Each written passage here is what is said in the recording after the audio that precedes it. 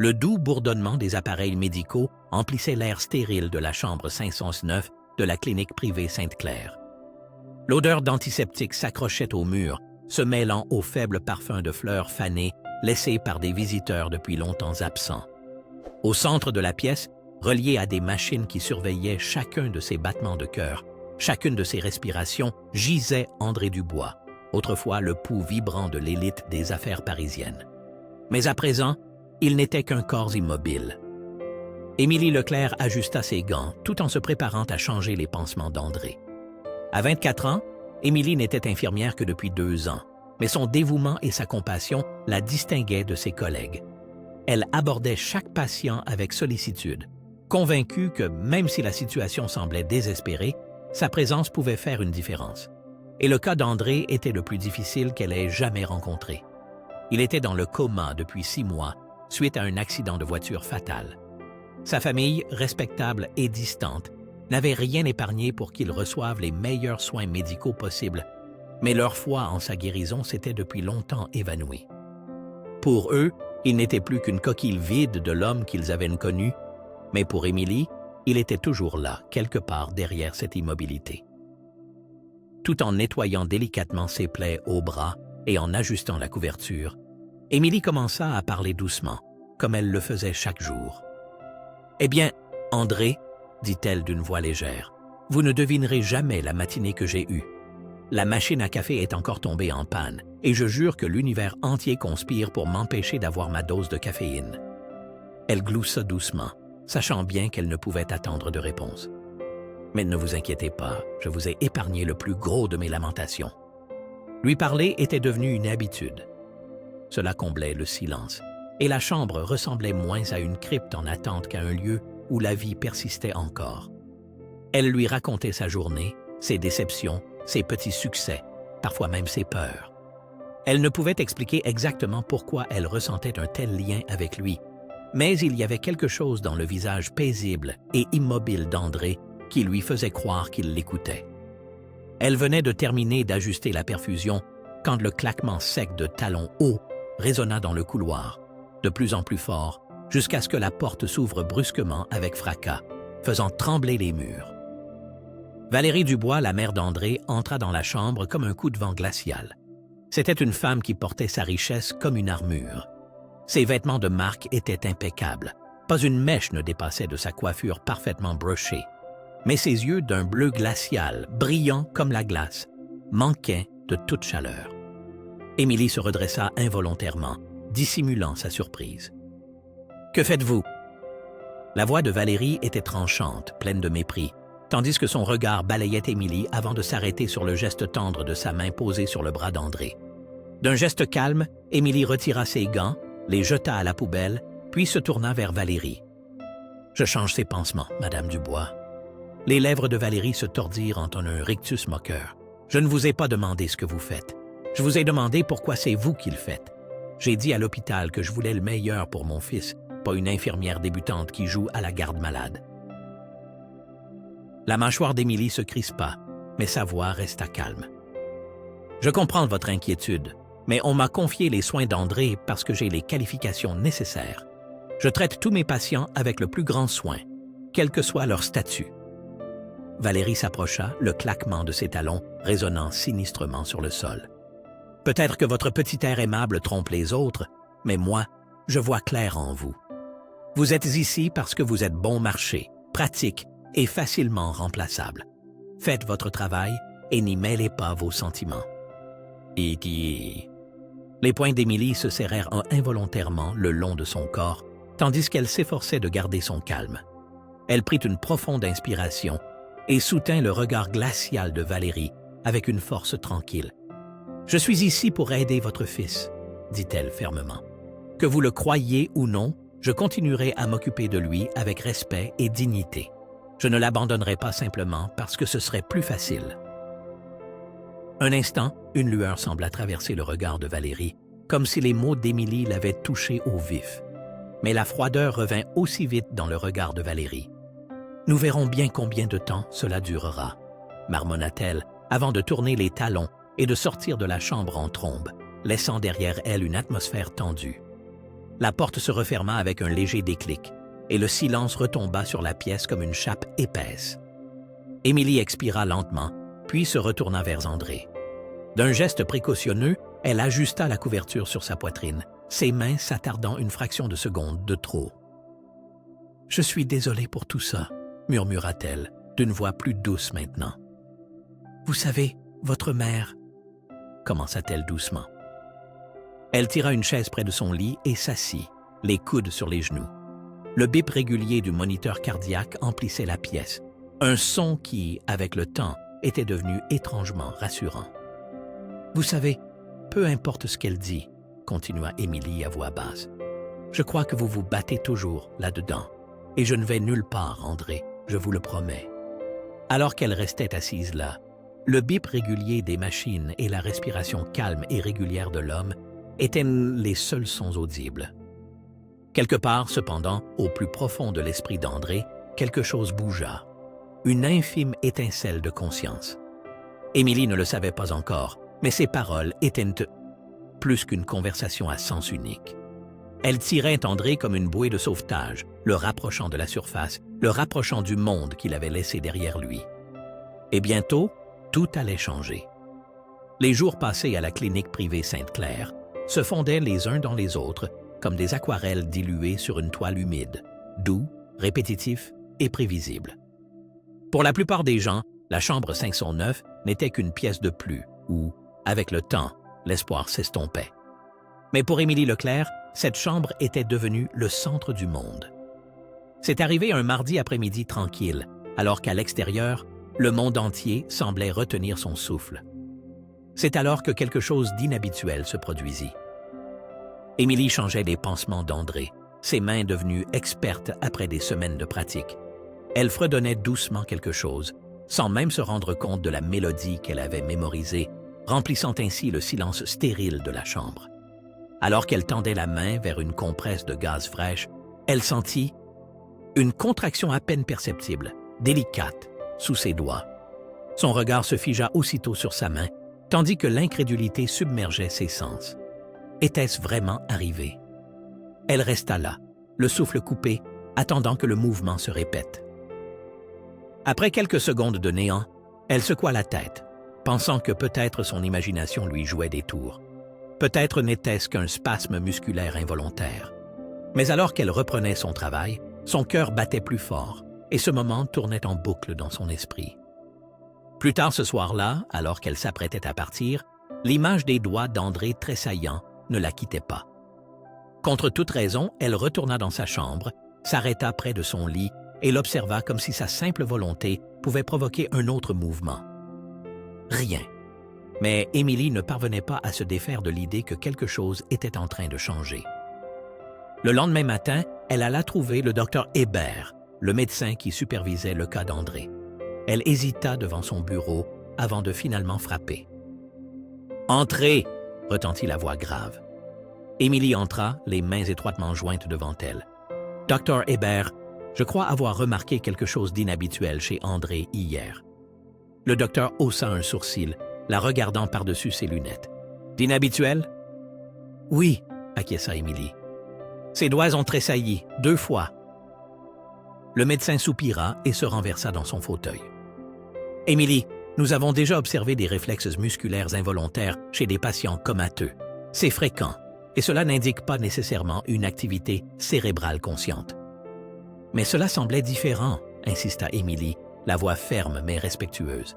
« Ce n'était pas un simple spasme, c'était… » Elle s'interrompit, réalisant à quel point elle semblait pleine d'espoir et naïve. Le docteur Hébert lui adressa un sourire compatissant.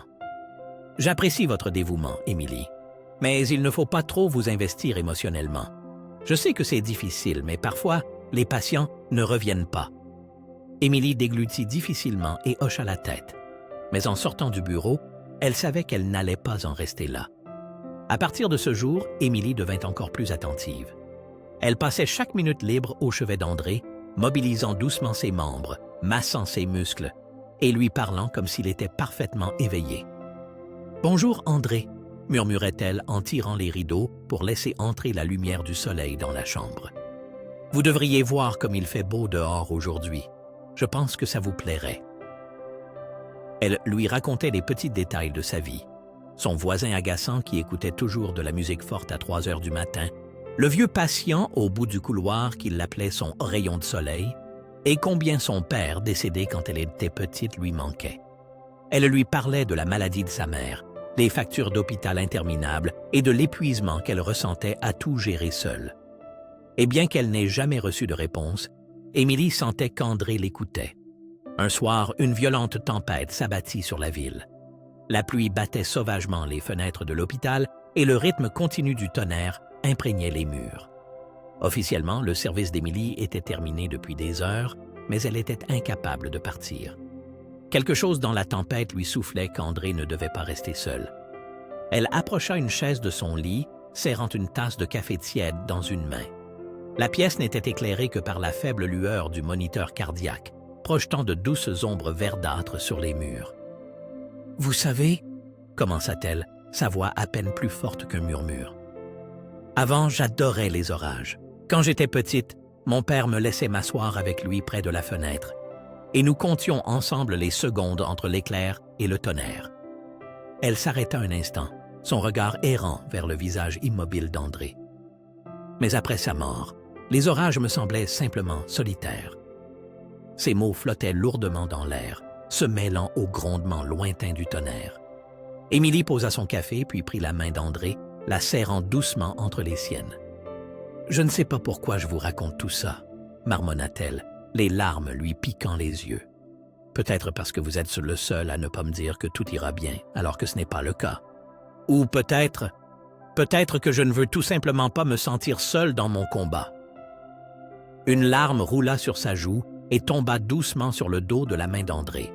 Elle l'essuya rapidement, embarrassée par sa propre vulnérabilité, même devant quelqu'un qui, de toute façon, ne l'entendait pas. Mais alors, le miracle se produisit. Une pression délicate, mais indéniable, sur sa main. Le souffle d'Émilie se coupa, elle se figea et regarda avec stupeur leurs doigts entrelacés, tandis que son cœur battait violemment dans sa poitrine. « André » murmura-t-elle d'une voix tremblante. « Vous… » Elle attendit, les yeux écarquillés, son cœur battant la chamade. Mais le moment s'évanouit, sa main retomba mollement, comme si elle n'avait jamais bougé. Émilie cligna des yeux pour retenir ses larmes, ne sachant si elle avait imaginé la chose, mais au fond d'elle, elle sentait que ce qu'elle avait ressenti était réel. Quelque chose s'était éveillé en André Dubois. Les jours suivants, Émilie devint encore plus dévouée, sa foi inébranlable n'étant nullement affectée par le scepticisme de ses collègues. Elle continua de parler à André, partageant avec lui ses peurs, ses espoirs et ses rêves, sans se douter que chacune de ses paroles le tirait de plus en plus près de la surface. Et bien qu'il ne pût ni parler ni bouger, André l'écoutait. Au fond de sa conscience, la voix d'Émilie était l'encre qui le retenait dans la tempête de l'inconscience. La chaleur de son contact, la sincérité de ses mots était le fil de vie qui le ramenait au monde. Et bientôt, le monde serait témoin de ce que l'on croyait impossible. La lumière matinale filtrant à travers les stores vénitiens de la chambre 509 projetait de douces rayures dorées sur les draps d'un blanc stérile. Émilie Leclerc ouvrit la porte avec son habituelle douceur, une tasse de café dans une main, un dossier dans l'autre, pensant que ce ne serait qu'une journée ordinaire. En entrant, prête à saluer l'homme qui était devenu pour elle bien plus qu'un simple patient, elle perçut un changement étrange dans la pièce. Le ronronnement familier des machines était toujours là, et pourtant, quelque chose semblait différent. Elle jeta un coup d'œil à André Dubois, s'attendant à retrouver la même immobilité paisible qui le caractérisait depuis des mois. Mais son souffle se coupa brusquement. Les yeux d'André Dubois étaient ouverts. Son regard grand ouvert, clair et indubitablement éveillé, se connecta à celui d'Émilie comme si un courant électrique avait traversé tout son corps. Un instant, elle se figea de surprise, craignant que ce ne soit qu'une invention de son épuisement ou une cruelle farce de son esprit. Mais plus elle regardait, plus la réalité devenait indéniable. « André » murmura-t-elle d'une voix tremblante, à peine audible par-dessus le bip régulier du moniteur cardiaque. Ses yeux bleus, auparavant sans vie et distants, brillaient maintenant de vie, d'une lueur de reconnaissance. La tasse de café glissa des mains d'Émilie, tomba au sol et se brisa en morceaux, mais elle ne tressaillit même pas. Son cœur battait la chamade dans sa poitrine, tandis que des vagues de soulagement et d'incrédulité la submergeaient. Elle se précipita aux côtés d'André, ses doigts cherchant maladroitement le bouton d'appel d'urgence, mais elle ne le quitta pas des yeux un seul instant. « André, vous m'entendez ?» murmura-t-elle en écartant doucement une mèche de cheveux rebelles du front de l'homme. Les lèvres d'André bougèrent presque imperceptiblement, essayant de former des mots que son corps n'était pas encore prêt à prononcer. Mais ses yeux en disaient plus que tout. Les jours suivants, le rétablissement d'André fut un véritable miracle pour tout le monde. Bien que la parole revint plus lentement, son esprit restait vif et il se lança dans la guérison avec une détermination sans faille. La kinésithérapie était épuisante, mais il luttait sans relâche, stupéfiant l'équipe médicale. Cependant, ce n'était pas envers les professeurs ou les spécialistes qu'il montrait un réel intérêt à la fin des traitements, mais envers une seule personne qu'il voulait voir, Émilie Leclerc. Chaque fois qu'elle entrait dans la chambre, une chaleur brillait dans le regard d'André et de ses doigts. Il tapotait doucement et finement la couverture, comme s'il essayait de répondre alors qu'aucun son ne sortait encore de sa gorge. Et quand il put enfin parler, ses premiers mots ne furent pas pour sa famille ou les médecins, mais pour elle. Cela se produisit tard un soir, bien après la fin des heures de visite, alors qu'Émilie était assise seule aux côtés d'André. L'hôpital s'était calmé, seul le bourdonnement sourd des machines était parfois interrompu par le bruit de pas feutrés dans le couloir. Émilie caressait du bout des doigts la main de l'homme, tout en lui racontant les événements de la journée. « Je vous jure, si la machine à café tombe encore en panne, je vais complètement craquer, » rit-elle doucement en jetant un coup d'œil à André. On pourrait croire que dans un endroit comme celui-ci, au moins les choses de base fonctionnent. Les lèvres de l'homme s'étirèrent en un léger sourire, puis, soudainement, d'une voix rauque mais chaleureuse, il dit « J'ai tout entendu. » Le souffle d'Émilie se coupa. Elle se tourna vers lui et sentit son cœur battre plus fort. « Qu'avez-vous dit ?» demanda-t-elle, les yeux ronds. Le regard d'André plongea dans le sien, ferme et sincère. Chaque mot, chaque histoire. Les larmes montèrent aux yeux d'Émilie, et tandis qu'elle tremblait, la réalisation la parcourut. « C'est vous qui m'avez maintenu en vie, » murmura André, la voix affaiblie par l'émotion. « C'est vous qui m'avez sauvé. » Le cœur d'Émilie se serra d'un mélange de gratitude, de soulagement et d'une émotion plus profonde, encore sans nom. Elle serra doucement la main de l'homme tout en essayant de ravaler ses larmes. « Je ne faisais que mon travail, » murmura-t-elle, bien qu'elle sût elle-même que cela ne couvrait pas toute la vérité. Les yeux d'André s'assombrirent légèrement et, alors qu'il serrait doucement les doigts d'Émilie, il ajouta à voix basse « C'était bien plus que cela. » Et, au fil des semaines, la relation entre eux prit une tournure à laquelle aucun d'eux ne s'attendait.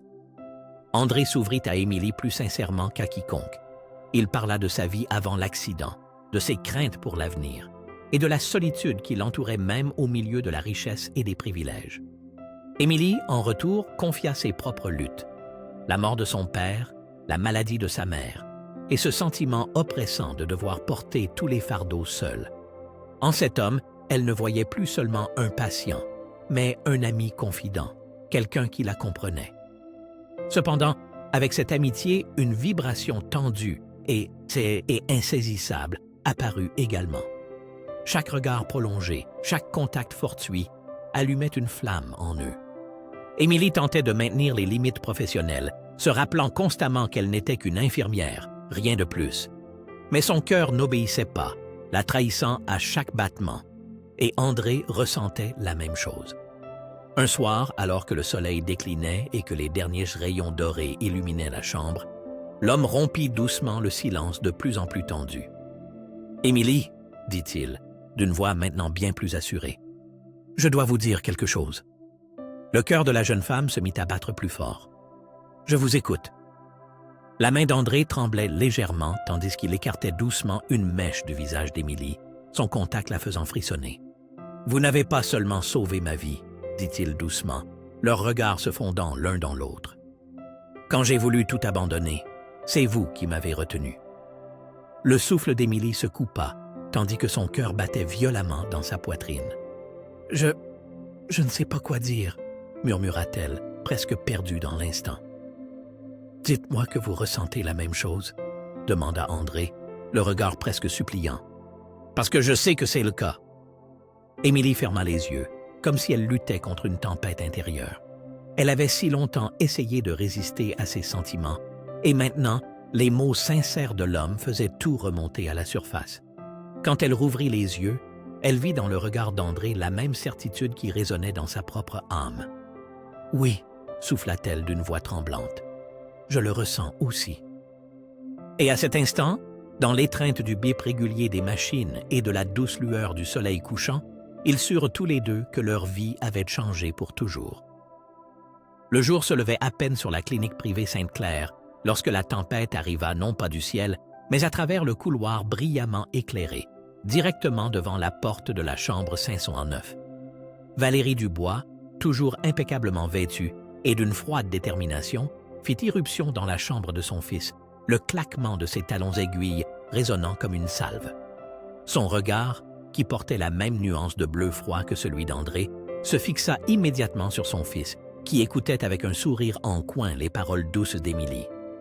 Ce n'étaient pas seulement les gestes intimes, le contact délicat de la main d'Émilie reposant sur le bras d'André, et la façon dont les yeux de l'homme souriaient. Il y avait quelque chose dans cette scène que Valérie reconnut immédiatement, mais qu'elle s'apprêtait à nier. « Eh bien, » claqua sa voix, comme une lame acérée, « je vois que les rumeurs n'étaient pas exagérées. » Émilie sursauta, le cœur lui montant à la gorge, et recula presque immédiatement devant le regard glacial de Valérie. L'expression d'André se durcit en un instant, comme s'il avait mis un masque. « Mère, » dit-il froidement, tandis que ses yeux lançaient un avertissement. « Pourquoi es-tu venue? » Valérie ne quitta pas Émilie des yeux un seul instant. « Je demanderai plutôt ce qu'elle fait ici, » dit-elle. Puis, s'approchant, elle plissa les yeux. « Dites-moi, mademoiselle Leclerc, combien de temps vous a-t-il fallu pour réaliser que vous pouviez profiter de mon fils quand il était le plus faible? » Trottoir. Godé. Le visage d'Émilie devint écarlate sous l'effet d'un mélange de stupeur et d'indignation. « Madame Dubois, avec tout mon respect, je n'ai jamais... » commença-t-elle, mais Valérie ne la laissa pas finir. « Ne me mentez pas !» cria-t-elle d'une voix forte. « Vous croyez que je ne vois pas ce qui se passe ici? Dès que vous avez vu qu'il avait besoin d'aide, vous vous êtes immédiatement accroché à lui, jouant les héroïnes, dans l'espoir d'être mentionné dans le testament. » Les mots frappèrent Émilie avec une telle force que même son souffle s'en trouva coupé. Elle ouvrit la bouche pour se défendre, mais l'atmosphère tendue et palpable semblait l'écraser, rendant chaque mot difficile à prononcer. Percevant la détresse d'Émilie, André se tourna avec colère vers sa mère. « Ça suffit !» tonna-t-il, d'une voix plus forte qu'il n'avait parlé depuis des semaines. « Émilie m'a sauvé la vie. Elle tient à moi. Il ne s'agit pas d'argent, tu le sais bien. » Les yeux de Valérie brillèrent d'un éclat mécontent, semblant sonder son âme. « Bien sûr qu'elle tient à toi, » dit-elle avec une ironie amère. « Pourquoi ne le ferait-elle pas?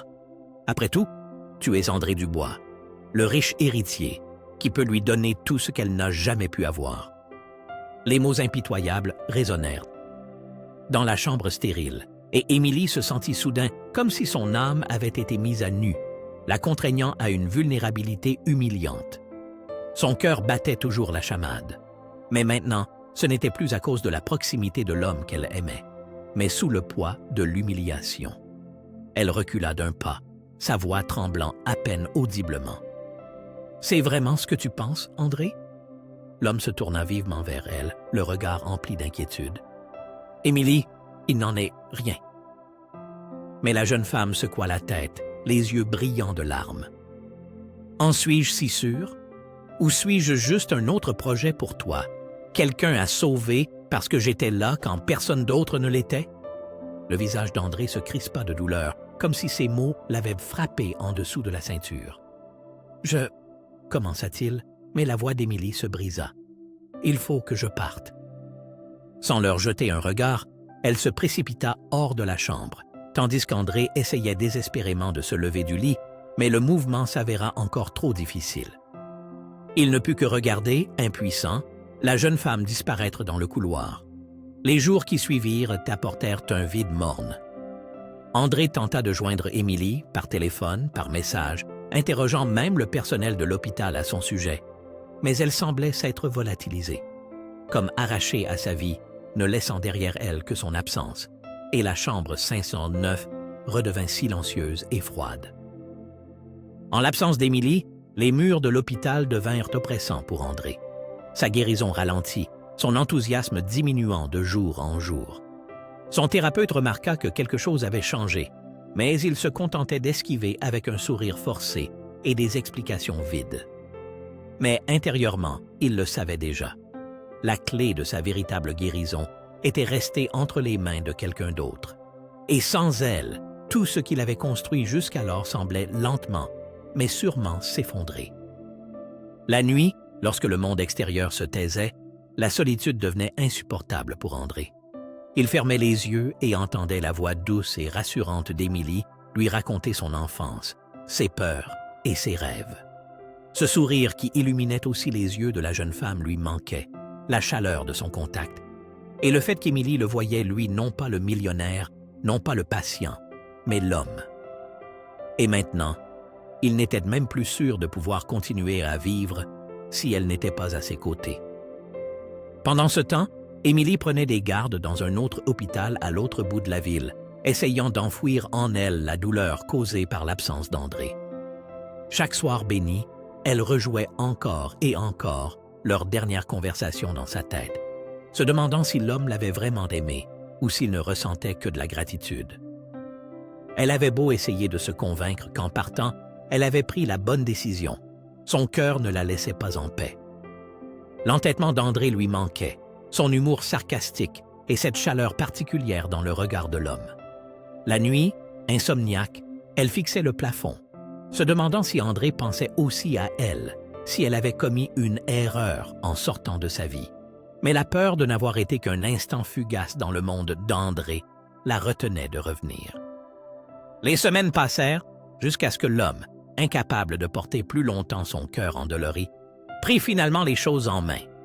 Il demanda de l'aide à son assistant et organisa une conférence de presse, non pas pour les médias ni pour la publicité, mais exclusivement pour elle. Le cœur serré, les mains légèrement tremblantes, il se tenait devant les caméras, mais son regard brûlait de détermination. « Aujourd'hui, je ne veux pas parler de ma guérison ou de mes affaires, » commença-t-il d'une voix ferme, bien qu'une tempête fît rage en lui. « Je suis ici pour vous parler de quelqu'un qui m'a sauvé la vie.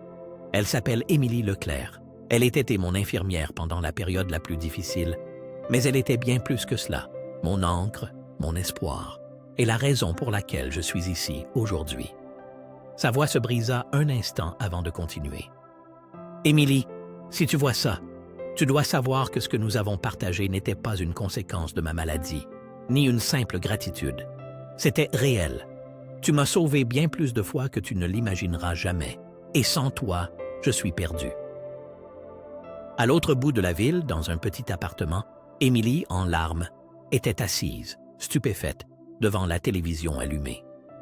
Chaque mot d'André transperçait ses doutes et ses peurs, lui faisant réaliser ce qu'elle n'avait pas osé admettre jusqu'alors. Le jour même, sans réfléchir, elle attrapa son manteau et se précipita dehors, le cœur rempli d'espoir et de désespoir. Car certains amours sont trop forts pour qu'on puisse simplement les ignorer. Elle ne voulait pas le perdre une fois de plus. Les projecteurs éclairaient aveuglément la salle de conférence de presse, mais André les percevait à peine.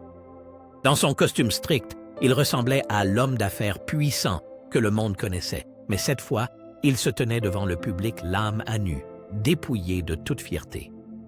Les journalistes, avides de comptes rendus, se penchèrent en avant, espérant entendre à nouveau parler du rétablissement miraculeux de l'homme ou de ses plans d'affaires, mais le regard d'André semblait les traverser. « Je ne veux pas parler de mes affaires, » dit-il, la voix chargée d'émotion. « Ni de mon rétablissement complet ou de mes projets futurs. Je suis ici pour parler de la personne qui m'a sauvé la vie. Elle s'appelle Émilie Leclerc. Elle était mon infirmière. Mais bien plus que cela, la lumière au bout d'un tunnel sombre, la voix qui m'a ramené, lorsque j'errais dans les profondeurs du coma. Il dut s'arrêter un instant pour empêcher les larmes de couler. Je ne me suis pas réveillé uniquement grâce aux soins médicaux. C'est sa présence qui m'a ramené à la vie. Et quelque part en chemin, j'ai réalisé que je ne ressentais pas seulement de la gratitude, mais de l'amour. Des murmures stupéfaits parcoururent la salle, mais pour André, peu importait ce que les autres pensaient. « Émilie, si tu m'écoutes, sache que ce que nous avons ressenti était plus que les circonstances. Je t'aime et je ne veux plus vivre un seul jour sans toi. » Dans un petit appartement, dans un coin reculé de la ville, Émilie était assise, figée, devant la télévision, le visage inondé de larmes. Elle pouvait à peine respirer, tandis que les mots d'André démolissaient tous les murs qu'elle avait érigés. Elle repensa à chaque instant passé ensemble, au doux sourire de l'homme, à la façon dont ses yeux s'illuminaient quand il la voyait, et à la manière dont il lui touchait délicatement la main. Ce n'était pas seulement de la gratitude, c'était vraiment de l'amour. Elle avait eu si peur d'y croire, mais maintenant, en entendant André avouer ses sentiments devant le monde entier, aucun doute ne subsistait en elle. Elle attrapa son manteau et se précipita hors de l'appartement, le cœur battant si fort qu'il semblait vouloir la ramener vers lui. Pendant ce temps, à la clinique privée Sainte-Claire, André était assis entre les murs de la salle de kinésithérapie, rejouant 1000 fois dans sa tête les images de la conférence de presse. Des doutes le taraudaient. Et si Émilie ne l'avait pas vu? Et si elle ne le croyait pas? Il commençait justement à perdre espoir lorsque la porte s'ouvrit. Il leva les yeux et elle était là.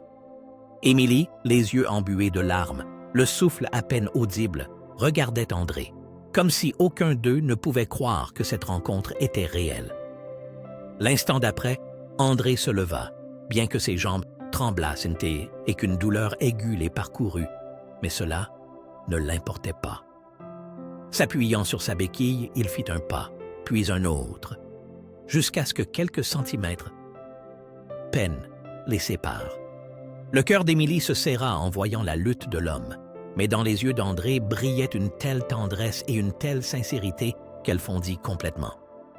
D'un seul mouvement, elle se jeta dans ses bras, enfouissant son visage dans la poitrine de l'homme, tandis que les larmes secouaient son corps. « Je suis tellement désolée, » murmura-t-elle, à peine audiblement. « Je n'aurais pas dû partir. Je t'aime, André. Je t'aime depuis si longtemps. » André la serra fort, ses larmes coulant maintenant librement. « Tu es là, » souffla-t-il, brisé. « C'est tout ce qui compte. » Ils restèrent ainsi de longues minutes, étroitement enlacés, comme si le monde extérieur avait cessé d'exister pour eux. À cet instant, toute douleur et tout malentendu s'évanouirent. Seuls eux existaient. Quelques mois plus tard, ils avaient trouvé un nouveau rythme commun. Émilie ouvrit un centre de santé communautaire pour aider ceux qui ne pouvaient pas se permettre des soins appropriés. André tourna le dos au monde impitoyable des affaires et consacra sa fortune à des programmes caritatifs, soutenant les communautés dans le besoin. Mais plus important encore, ils vivaient leur vie ensemble, remplie de rire, d'amour et de guérison. Ils ne mesuraient plus leurs jours entre les murs d'un hôpital, mais leur quotidien était tissé d'aventures communes et de joies simples. Ils n'étaient pas seulement devenus amants, mais aussi partenaires, âmes sœurs, qui s'étaient trouvés dans les moments les plus difficiles. Un soir, assis sur la véranda de leur petite maison de campagne, regardant le soleil se coucher derrière l'horizon doux, Émilie se blottit contre André et murmura doucement les mots qui les avaient finalement ramenés l'un vers l'autre. « Tu m'as sauvé aussi. » C'est ainsi qu'ils trouvèrent la guérison et l'amour qui surpassèrent tous les obstacles. Cette histoire nous rappelle que ce sont souvent les personnes auxquelles on s'attend le moins qui nous élèvent. Et l'amour ne réside pas dans les gestes spectaculaires ou les moments parfaits, mais dans le fait d'être là l'un pour l'autre lorsque le besoin est le plus grand.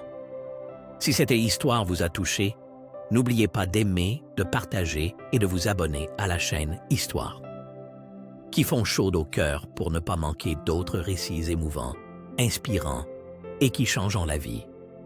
Activez également les notifications pour être toujours informé à temps des nouvelles histoires. Merci de nous avoir suivis et rendez-vous dans la prochaine histoire qui touche le cœur.